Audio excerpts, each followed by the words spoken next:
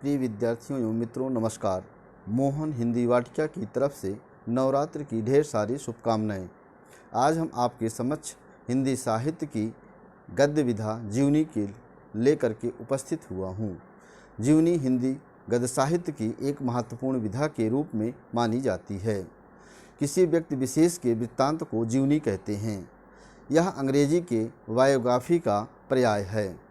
जीवनी में किसी चरित्र नायक के आंतरिक एवं बाह्य घटनाओं और गुणों का लेखा जोखा प्रस्तुत किया जाता है।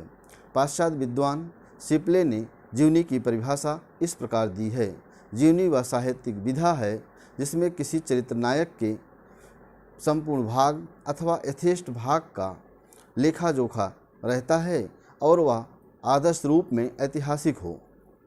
जीवनी में किसी चरित्र नायक के संपूर्ण जीवन के एक ऐतिहासिक अभिलेख होता है और वहीं दूसरी तरफ वह साहित्यिक रूप में, साहित्य सौंदर्य के रूप में उसका प्रस्तुतिकरण किया जाता है। जीवनी जिस भी किसी चरित्र नायक की लिखी जाती है उसमें वृत्तांत, घटना आदि का विवरण, तिथियों का विवरण आदि का समावेश होना अति आवश्यक है। कल्पना के लिए जीवनी में कोई स्थान नहीं है। किसी क्षेत्र विशेष में जैसे सामाजिक, राजनीतिक, धार्मिक, वैज्ञानिक तथा खेल से संबंधित महत्वपूर्ण व्यक्तियों के जीवन के ऊपर केंद्रित होती है। जीवनी में किसी चरित्र नायक के संपूर्ण जीवन के विवरण, घटनाक्रम आदि का समावेश होता है। जीवनी किसी दूसरे व्यक्ति के द्वारा लिखी जाती है। इसमें वर्ण विषय के साथ साथ तथ्यपरक, तटस्थ और रोचक विवेचन होना अति आवश्यक है।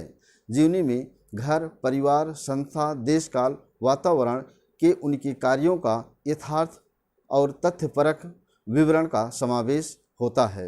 जीवनी किसी महान व्यक्ति के चरित्र नायक के रूप में उसका प्रस्तुतिकरण होती है। इसमें यह आवश्यक है कि लेखक तटस्थ रह करके बिना किसी कल्पनाशीलता के उसकी जीवनी को लिखता है।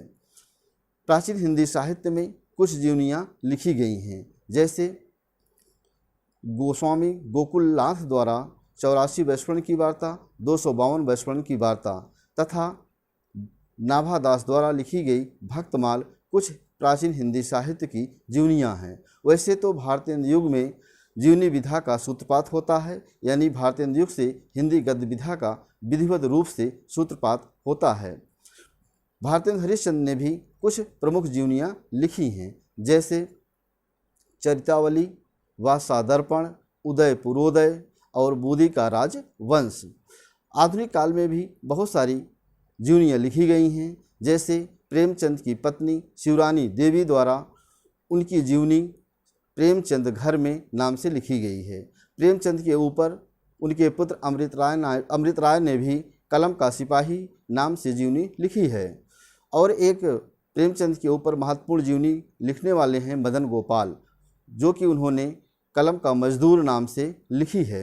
इस प्रकार से हम देखते हैं कि जीवनी विधा हिंदी साहित्य की एक महत्वपूर्ण विधा के रूप में उभरी है। आज हम भाग 1 में केवल जीवनी का इतना अध्ययन करेंगे। शेष भाग 2 में हम जीवनीकारों एवं जीवनी लेखकों का विवरण देंगे, जो कि परीक्षा के दृष्टि से बड़ी महत्वपूर्ण होगी। धन्यवाद।